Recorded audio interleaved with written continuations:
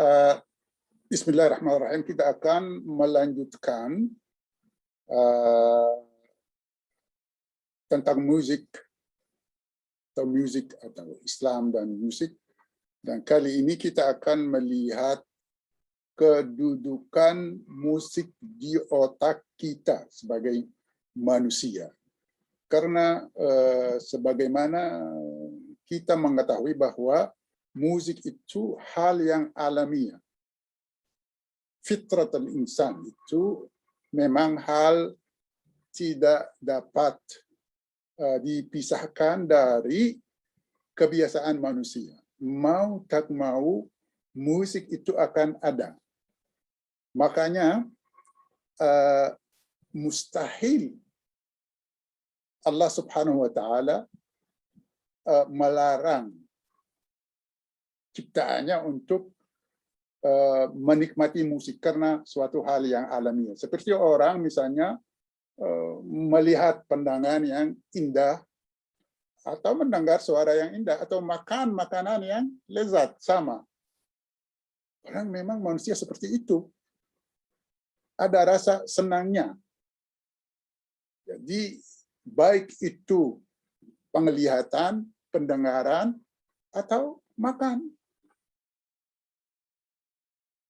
Asalkan yang dalam diri manusia itu dituangkan dalam jalan yang tidak merugikan dia dan merugikan yang lain. Jadi i'tidal, moderat. Tidak bisa kita menyatakan secara absolut bahwa kita dilarang bermusik karena musik itu kita mau dan tidak mau. Ada di diri kita dan juga di otak kita ada tempat khusus untuk musik, dan marilah kita melihat tempat itu di mana.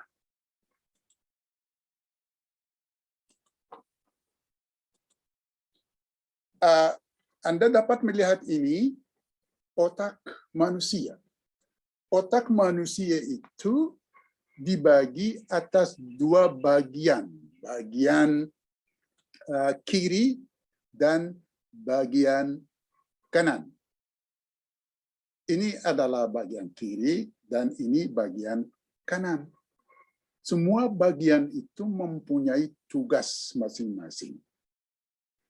Jadi otak manusia itu bukan hanya dibagi atas atau secara vertikal, akan tetapi juga secara horizontal.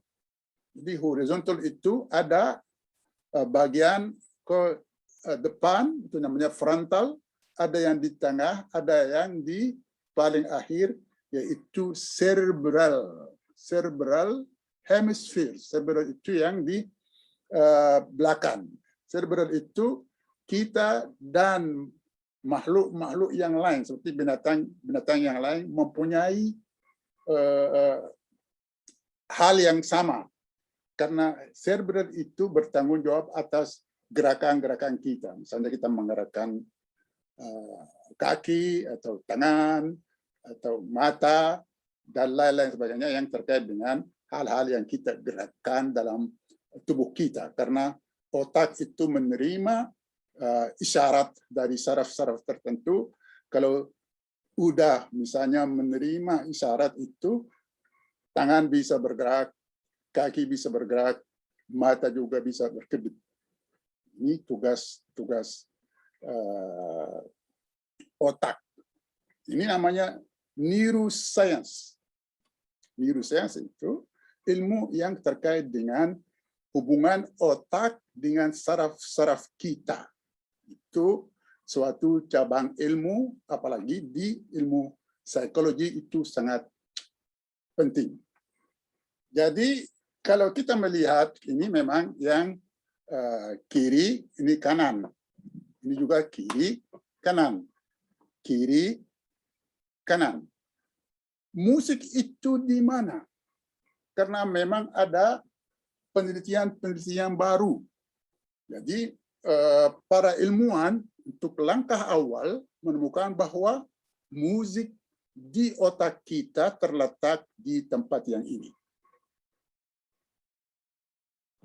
Jadi sebelum para ilmuwan menemukan tempat musik, itu sebelumnya ada yang menemukan tempat bahasa. Jadi saling atau berdekatan. Ada dua orang yang menemukan dua tempat yang terkait dengan bahasa. Yang pertama adalah seorang dari Prancis bernama Broca, dan Broca itu dalam otak manusia sudah menemukan bahwa ada area, ada tempat tertentu.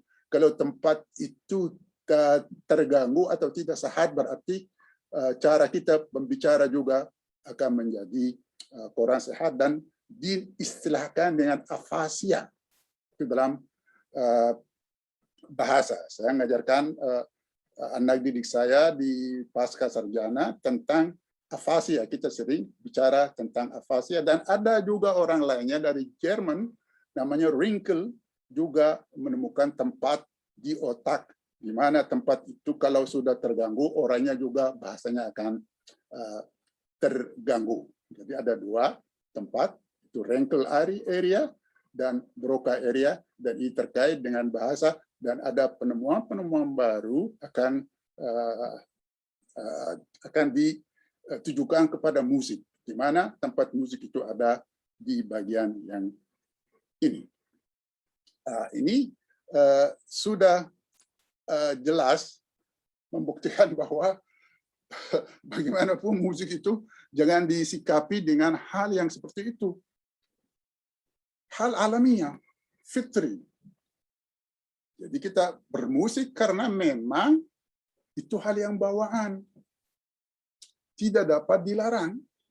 Makanya ada yang heran-heran, kok dilarang tapi kok masih ada orang suka musik itu. Kenapa ada musik di kafe? Kenapa ada musik di mall? Kenapa ada musik di mana-mana? Kenapa? Karena musik itu hal yang tak dapat dipisahkan dari manusia. Diatur ya, tapi dilarang nggak bisa. Mustahil. Suatu hal yang mustahil.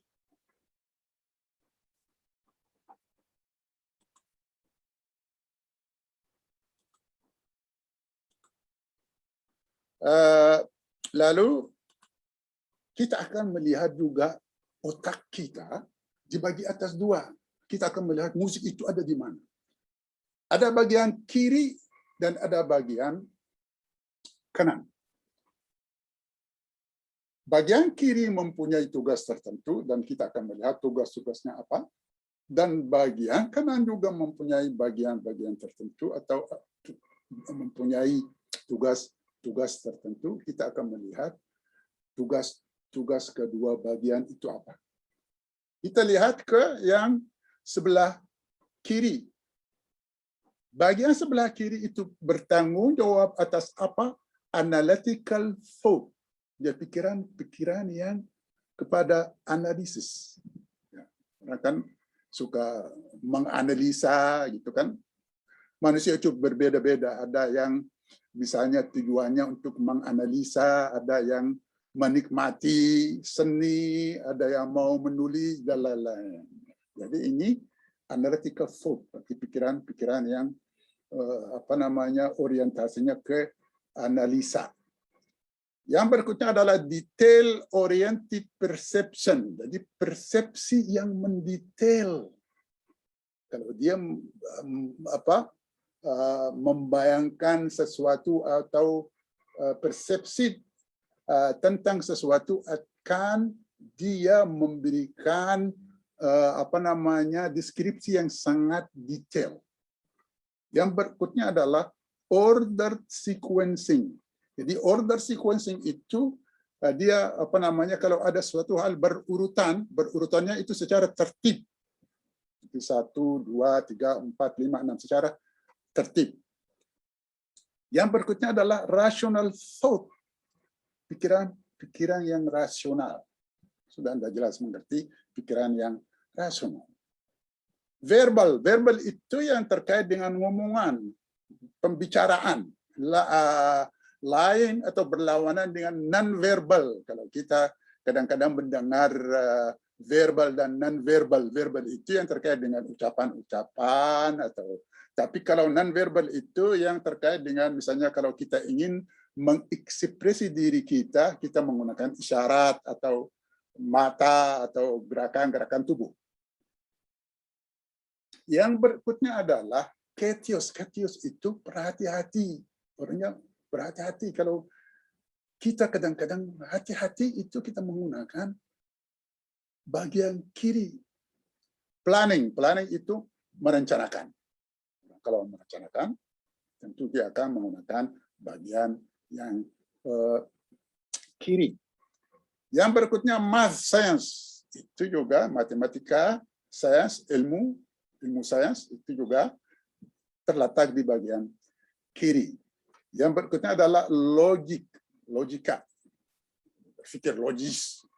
Itu juga dia menggunakan bagian kiri.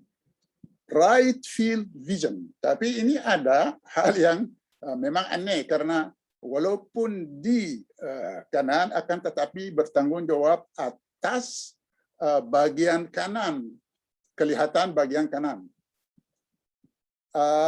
Yang berikutnya right side motor skills itu juga sama dengan yang tadi, walaupun di kiri akan tetapi bertanggung jawab atas gerakan-gerakan kita yang di sebelah kanan. Sekarang kita ke bagian kanan. Bagian kanan itu tugas-tugasnya apa? Intuitive thought. Pikiran yang intuisi.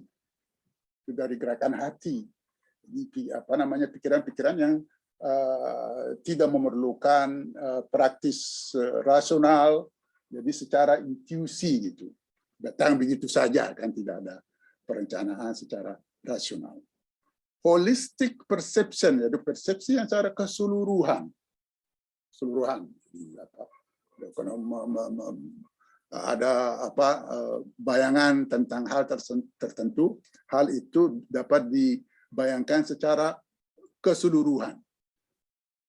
Random sequencing itu beda dengan ordered sequencing. Random itu secara acak-acakan. Misalnya kalau ada hal yang kita ingin membuat hal itu berurutan, tapi dibuatnya secara acak-acakan. Misalnya daripada 1, 2, 3, 4 bisa 1, 3, 5 gitu. Jadi ini namanya random sequencing. Emotional thought, pikiran yang penuh dengan emosi, itu bagian kanan. Non-verbal itu berlawanan dengan verbal yang tadi. Non-verbal kalau misalnya Anda menggunakan gerak-gerak Anda atau tangan atau kedip mata itu namanya non-verbal. Kalau untuk mengekspresi atau untuk berkomunikasi dengan cara yang non-verbal. Adventurous itu pertualangan. Kalau adventures, orang pertualangan. Yang berikutnya impulse. Impulse itu juga dapat dikatakan ya gerakan hati lah gitu. Kalau misalnya ada hal yang atau ada peristiwa tertentu, ada gerakan hati kita yang secara secara ada kaitannya dengan intuisi. Jadi itu impuls kita, ada gerakan hati, misalnya kalau ada reaksi terhadap suatu kejadian. Yang berikutnya adalah creative writing art, yang terkait dengan kreativitas penciptaan, seperti writing kalau Anda orang penulis, atau art, seni pada umumnya. Seni pada umumnya yang termasuk musik itu. Jadi musik itu sebagai kita menerima musik, penikmat musik, kita menggunakan bagian kanan. Kalau dalam musik ini memang ada pemusik, ada orang pencipta lagu, ada orang pemusik, pemain musik, dan ada orang yang mendengar. Biasanya kalau mendengar itu memang arahnya ke kanan. Akan tetapi kalau orang pencipta lagu, dia mengambil dari kiri. Karena dia ada analytical thought, ada detail oriented. Makanya orang yang pencipta lain dengan orang yang pendengar. Pendengar itu biasa menggunakan kanan, tapi kalau pencipta lagu, dia menggunakan bagian kiri, canggih. Dapat dikatakan juga, kalau kedua bagian itu, pemisahan antara keduanya itu tidak berarti pemisahan yang total. Ada yang menghubungkan antara keduanya. Nanti kita akan lihat yang menghubungkan antara kedua bagian itu apa dan namanya apa. Lalu imagination, imajinasi. Kalau kita berimajinasi berarti kita menggunakan bagian kanan. Yang berikutnya left field vision, yaitu walaupun kanan akan tetapi bertanggung jawab atas bagian kiri untuk penglihatan, dan left side motor skills, yaitu walaupun kanan akan tetapi bertanggung jawab atas gerakan-gerakan kita yang berada di sebelah kiri. Memang ini kita lihat otak kita itu diatur sedemikian rupa sehingga para ilmuwan itu sudah menemukan bahwa ada bagian dari otak yang bertanggung jawab atas tugas-tugas tertentu. Dan diantaranya adalah musik. Musik itu sebagai kreativitas, sebagai kita orang mendengar musik, pecinta musik, biasanya kita menggunakan bagian kanan. Akan tetapi kalau seorang pencipta lagu, orang musisi, dia pasti akan menggunakan bagian kiri karena dia akan menggunakan analytical thought. Sudah jelas? Musik itu kan tidak perkara yang sepele.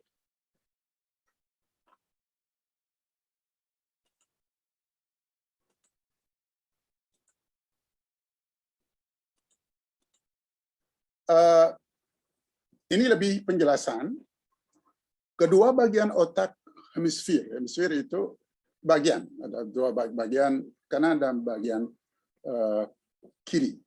Berkomunikasi dengan masing-masing melalui network dari sel-sel yang dinamakan corpus callosum. Yang tadi Anda lihat ada yang di tengah, ada yang memisahkan antara kiri dan kanan. Itu tidak berarti pemisahan yang secara nyata, ya ini kiri ini kanan, tapi ada yang menghubungkan antara kedua bagian. Namanya apa? Corpus callosum. Yang memisahkan kedua bagian, musik terletak di bagian kanan. Sudah yang tadi dijelaskan. Orang yang tidak mempunyai bakat musik memproses musik di bagian kanan, seperti orang yang penikmat musik, senang musik, hobinya dengar musik. Seorang musisi memproses musik di bagian kiri karena terkait dengan soal analytical yang tadi. Misalnya kalau orang musisi itu kan dia akan ada keyboardnya, ada misalnya nada A, nada La, dan Do, dan lain-lain sebagainya. Dia menggabungkan antara nada-nada tersebut dengan menggunakan logika, dengan menggunakan analisis. Kalau dia tidak menganalisis, dia tidak mempunyai latar belakang teori musik, dia agak susah. Seorang musisi memproses musik di bagian kiri. Musisi yang mempunyai kelebihan perfect pitch. Jadi sekali lagi kan musik itu kan tidak semua orang dapat dikatakan bisa musik. Ada orang tertentu yang mempunyai yang diistilahkan perfect pitch, nada-nada yang perfect. Nada-nada yang perfect itu pada diri orang itu apa? Jadi kadang-kadang ada seorang mempunyai pendengaran yang sangat sensitif terhadap nada. Jadi dia bisa mengenal nada misalnya kalau kita ada diatonik, do, re, mi, fa, sol, la, si, do, dia bisa kalau Anda kasih satu suara, dia mengerti, oh ini do, ini la, ini sol, ini tanpa bantuan alat musik. Seperti kita kadang-kadang sulit untuk, misalnya kalau diberikan suara secara acak-acakan, agak sulit menentukan ini yang mana. Tapi ada orang yang memang bisa. Ini kelebihan seorang musisi yang mempunyai perfect pitch, mampu mengenal suatu atau satu nada tanpa bantuan alat. Dia mempunyai bias terhadap bagian kiri, yaitu yang tadi bias terhadap bagian kiri kan dia menggunakan analitikal yang tadi. Pemerolehan bakat, kalau orang itu berbakat tidak membuat otak kita jadi besar, akan tetapi efisiensi. Jadi ada anggapan bahwa kalau orang berbakat itu kok otaknya gede, tapi itu enggak benar. Otaknya tidak gede, akan tetapi otaknya walaupun misalnya bentuknya seperti kita, akan tetapi dia menggunakannya secara efisiensi.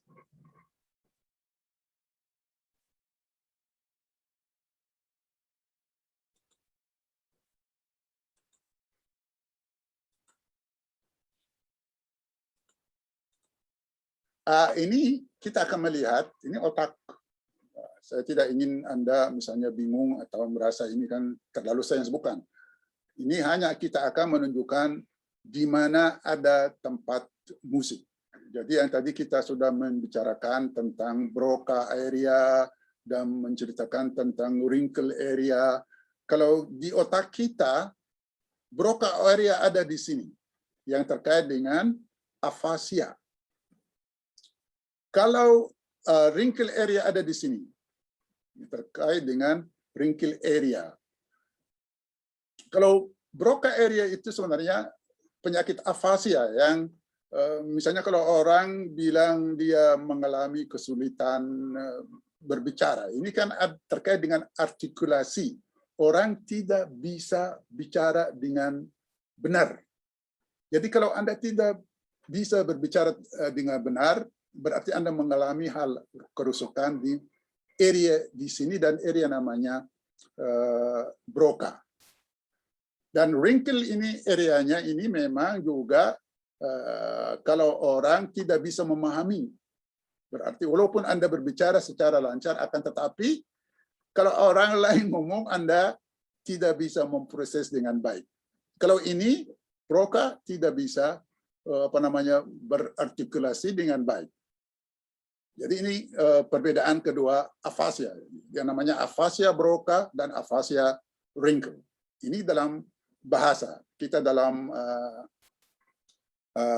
linguistik terapan, kita membicarakan kedua hal tersebut. Di antara keduanya ini menemukan bahwa ini area yang di mana di primary auditory. Auditory itu kan terkait dengan pendengaran. Musik itu terdapat di sini, yaitu superior temporal gyrus. Ini semuanya istilah-istilah neuroscience, tapi Anda bisa melihat saja kalau musik itu tempatnya ada di sini. Auditory pendengaran itu kan terkait dengan pendengaran kita. Musik terkait atau ada di tempat yang ini. Ini orang Barat memang kan mereka suka mencari-cari kan. Kita suka mengharam-haramkan, tetapi mereka suka mencari-cari dan secara meyakinkan, secara ilmu bisa membuktikan suatu kejadian. Seperti yang tadi Broca area dan wrinkle area, mereka membawa otak manusia diteliti melihat mana gangguan-gangguan dan mereka menemukan tempatnya, dan karena mereka menemukan tempatnya juga mencari solusinya. Ini orangnya namanya Broca yang tadi, Broca area. Dia mengadakan penelitian tentang otak manusia. Lihat ini otaknya ada di sini. Dia mengadakan penelitian dan menemukan bahwa di area ini adalah kalau ada kerusakan berarti akan ada afasia dan ada juga obatnya. Dan ini obat otak manusia, dan ini adalah area-area atau tempat-tempat yang dia temukan, dan ini adalah wrinkle. Jadi kita sudah membicarakan wrinkle area dan Broca area.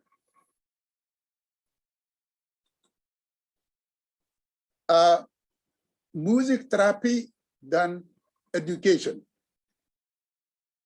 Sebagian besar dari ahli terapi musik dan sebagian besar guru musik yang bekerja dengan anak kecil yang mengalami hambatan belajar menggunakan improvisasi dalam praktis-praktis mereka. Bagi ahli terapi musik, tujuan mereka adalah untuk perkembangan umum dan kesehatan. Untuk guru musik, untuk pemahaman musik dan perkembangan secara luas. Jadi, kita melihat bahwa musik itu bukan hanya untuk didengar dan dinikmati saja atau untuk tujuan estetika, akan tetapi ada fungsi musik, ada fungsi-fungsi yang lain. Fungsi itu dapat ditemukan di mana di musik sebagai terapi dan musik sebagai pendidikan. Dan di barat sekarang sebenarnya ini sudah maju sekali. Di barat sekarang ada gelar sebagai musik terapis, orang ahli musik terapi S2. Jadi kalau di rumah sakit di barat atau mungkin di tempat yang lain, penggunaan musik sebagai obat itu sudah nampak sekali. Jadi sebagaimana tadi saya bilang, Anda bisa mendapat gelar sebagai musik terapis, bisa menggunakan musik untuk mengobati. Tapi kita sudah menjelaskan bahwa musik terapi itu arahnya ke psikologi. Tidak berarti misalnya kalau Anda ada luka atau ada penyakit yang lain yang harus ada obat kimia dan lain sebagainya, musik bisa enggak. Musik itu faktor pembantu, tapi faktor pembantu yang mujarab. Misalnya digunakan dalam operasi. Kalau operasi, apalagi kalau untuk anak-anak kecil. Jadi kalau anak-anak kecil itu mau dioperasi, sebelumnya dia akan mendengar musik biar dia tenang. Karena musik mempunyai kemampuan untuk mengalihkan perhatian orang dari hal tertentu ke hal yang lain. Jadi kalau dia mendengar musik, dia akan tenang, tidak takut. Dan juga digunakan dalam pengobatan orang yang mengalami mental disorder, itu bisa juga. Dan sebenarnya mempunyai pemanfaat yang lain. Misalnya kalau orang lagi darah tinggi atau gula tinggi. Jadi misalnya kalau ada intention, ada maksud untuk misalnya musik itu menjadi hal yang meringankan, bisa itu. Saya kadang-kadang kalau saya main piano, katakanlah 20 menit, bisa kan? Kalau darah saya naik itu kan bisa stabil. Kan? Juga sama dengan gula. Tapi ini memang ada aturannya. Dan memang juga orang yang mau diobati dengan musik harus dia percaya bahwa musik itu bisa mempengaruhi keadaan medisnya. Ya. Ini tentang obat, sebagai obat. Musik sebagai pendidikan juga penting sekali. Apalagi kalau misalnya kalau obat, kita balik lagi ke obat, misalnya kalau Anda mempunyai anak autistik. Autistik, dia kan dalam musik bisa membantu untuk diobati. Bisa. Jadi kalau Anda punya anak autistik, dibawa kemari. Kita bisa insya Allah dengan jalan musik bisa dia sedikitlah berubah sikap gitu. Dalam pendidikan juga kita pernah bilang bahwa musik itu karena seorang Pythagoras menyatakan bahwa ada hubungan dengan kosmos dan ada dunia ini atau kosmos ini diciptakan dunia ini tersusun oleh suara-suara musik, karena musik itu terkait dengan matematika, maka hal yang sistematis, hal yang kita lihat indah itu memang tersusun oleh suara-suara musik, dan ini memang pandangan seorang filsuf di Yunani dulu. Jadi memang kalau dalam segi pendidikan, musik itu dapat saja dijadikan alat pendidikan seperti matematika. Jadi misalnya kalau kita ajarkan anak kita matematika, tidak berarti kita mau anak kita itu menjadi bermatematika. Akan tetapi matematika itu jadi faktor pembantu untuk keperluan yang lain. Ini penting. Jadi sekarang pendidikan musik di Barat itu suatu hal yang paling penting dan diatur. Tidak berarti semua orang Barat itu suka musik, enggak, ada yang tidak. Dan kita akan melihat nanti musik dan agama. Kita akan lihat mana yang tidak suka musik, seperti sebagian orang Islam juga yang tidak suka musik. Kita akan nanti lihat ada juga di Barat dari agama-agama yang lain yang juga tidak suka musik. Kita akan melihat nanti ini untuk waktunya.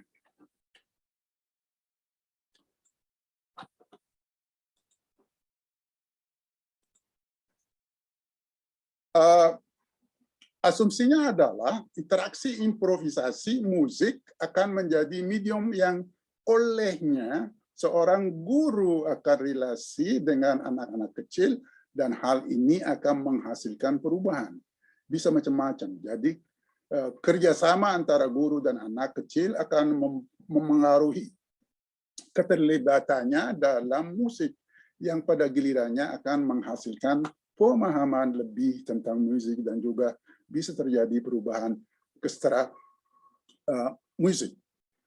Jadi seperti yang tadi saya ceritakan, bahwa kalau seorang guru dengan anak didiknya, dia menggunakan musik, kalau anak kecil bisa ada hubungan antara gurunya dan antara dia, atau misalnya kalau kita menggunakan beberapa alat musik dan dimainkan secara bersama, ini juga membantu untuk sosialisasi. Kalau orang autistik itu kan bisa, kalau ada kelompok, ada tertanam hubungan antara dia dan seorang guru, itu juga akan sangat membantu.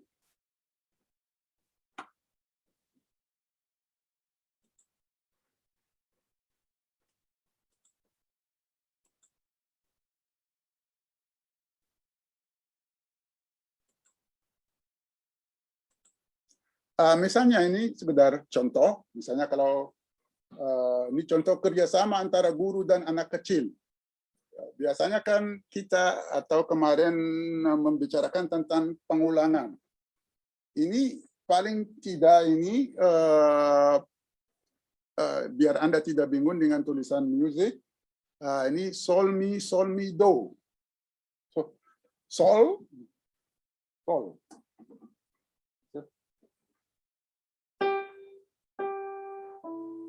Sol mi do, la do fa, la do.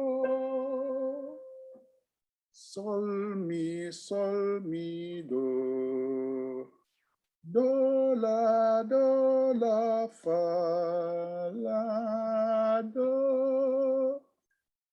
Anda akan menyuruh anak untuk mengulang.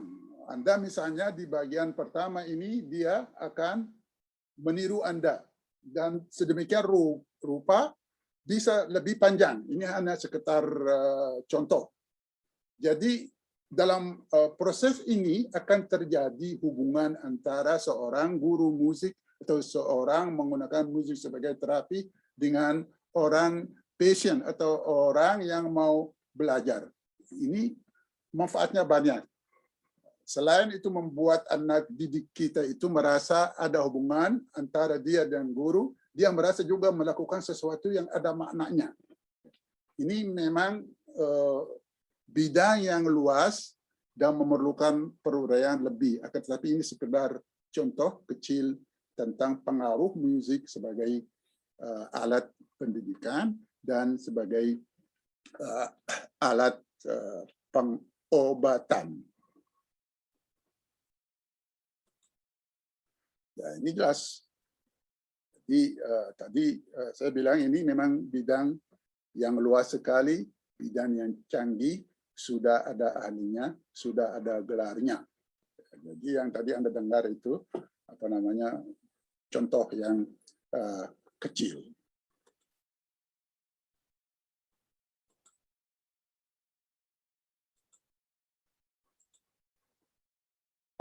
Lalu setelah itu kan musik itu sebenarnya juga ada yang diistilahkan dengan expectation, memprediksi. Expectation, ekspektasi atau memprediksi atau menanti-nanti. Expectation is key to human understanding and survival. Jadi memprediksi itu suatu hal yang paling penting dalam kehidupan manusia dan apalagi survival manusia untuk hidup. Expectation itu penting atau prediksi itu penting. As David Horn puts it, a cook expects a broth to taste in a certain way. Seperti misalnya kalau ada orang juru masak itu maunya misalnya air daging itu dapat dirasakan dengan cara tertentu. Pedestrian expects traffic to move when the light turns green. Misalnya kalau Anda sedang naik motor atau naik mobil, ada lampu merah, Anda akan menantikan kapan lampu hijau itu dinyalakan, Anda jalan. A pregnant woman expects to give birth. Jadi seorang perempuan hamil, dia menantikan bahwa dia akan punya anak. The ability to make judgment about the future based on memories from past and present experiences is very deep in our neural architecture. Ya, berarti soal penantian itu memang sudah ada di diri kita, di otak kita. Ya. Jadi musik juga mempunyai kemampuan untuk melatih orang untuk menjadi ahli prediksi, bisa kan?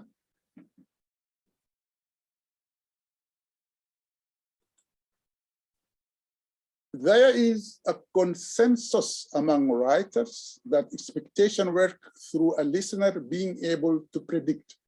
Jadi ada beberapa